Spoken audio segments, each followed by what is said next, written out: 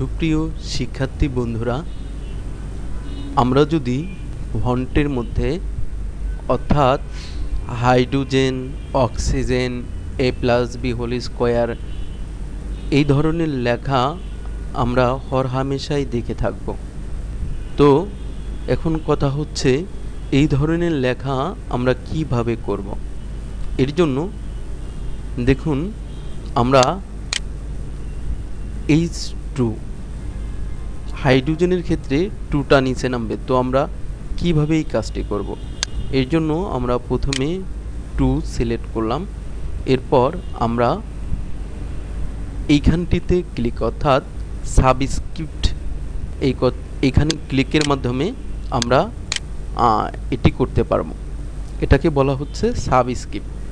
সুপারস্ক্রিপ্টের মাধ্যমে আমরা এই ধরনের কাজটি করতে পারবো।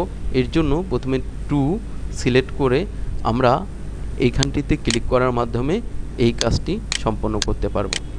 আশা করি বুঝতে পেরেছেন। ধন্যবাদ সবাইকে।